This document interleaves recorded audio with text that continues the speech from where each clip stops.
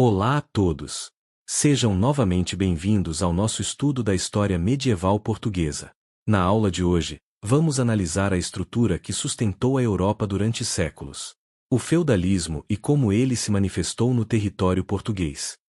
O feudalismo foi um sistema político, econômico e social que marcou a Idade Média. Ele se baseava em dois pilares: a posse da terra, o feudo, e a relação de fidelidade entre um senhor, suzerano, e um subordinado, vassalo. O feudalismo em Portugal foi responsável pela organização do território. Este modelo foi crucial para a organização do território, especialmente durante o auge da Reconquista, entre os séculos XI e XIII.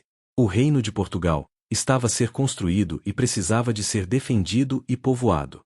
Como é que isto funcionava? O rei concede terras.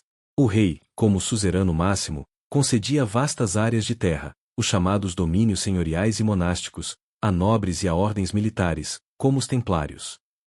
O senhor exerce poder. Em troca dessa terra, os nobres e ordens juravam apoio militar e fidelidade ao rei.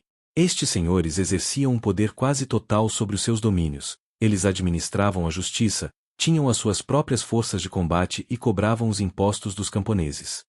A base econômica. Quem trabalhava nessas terras eram os camponeses, que viviam num regime de dependência. Eles cultivavam a terra para sua subsistência, mas também para sustentar a economia agrícola do senhor, pagando rendas e prestando serviços. É importante notar que, embora Portugal tenha mantido uma monarquia mais centralizada desde Dom Afonso Henriques, esta lógica feudal de distribuição de terras e privilégios foi fundamental para organizar o território e garantir a segurança das fronteiras. A Igreja como pilar feudal. A Igreja Católica não era apenas a força espiritual, como vimos na aula anterior. No feudalismo, ela era também um ator econômico e político de primeira linha. A Igreja tornou-se uma grande proprietária de terras. Mosteiros poderosos, como o de Santa Cruz de Coimbra e o de Alcobaça, não eram só locais de oração, eles eram verdadeiros centros de poder econômico, com vastíssimos domínios agrícolas, contribuindo para a organização territorial e reforçando a ligação entre a fé e o sistema social. E por fim, tínhamos a sociedade tripartida, as três ordens. O sistema feudal precisava de uma justificação ideológica, e essa justificação foi dada pela Igreja através da sociedade tripartida, a divisão em três ordens com funções complementares e divinamente estabelecidas. Estas consistiam nas seguintes: os oratores, os que oram. O clero, responsável pela oração e pela salvação espiritual de todo o reino. Em Portugal, os bispos e mosteiros eram figuras decisivas, legitimando a autoridade do rei e a ordem social. Os belatores, os que combatem. A nobreza estava encarregada da defesa militar do reino e da fé. Em Portugal, os cavaleiros que participaram na Reconquista e, sobretudo, as poderosas ordens militares, como os Templários e a Ordem de Cristo, desempenharam um papel crucial na conquista e defesa das fronteiras. E por fim, os laboratores, os que trabalham. O povo. Eram compostos pelos camponeses e artesãos. Eles eram a base produtiva, cujo trabalho sustentava economicamente as outras duas ordens. Em Portugal, exemplos disto eram as comunidades rurais no Minho, Alentejo e Ribatejo.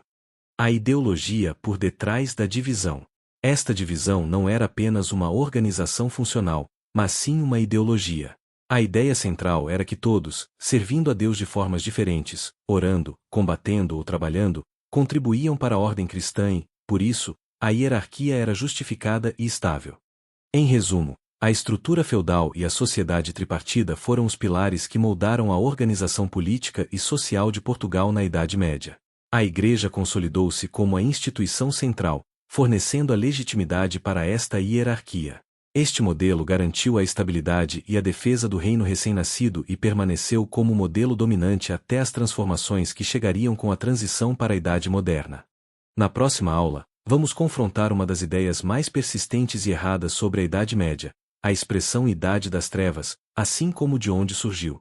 E não se esqueça, deixe o seu gosto e subscreva o canal, para não perder as próximas aulas.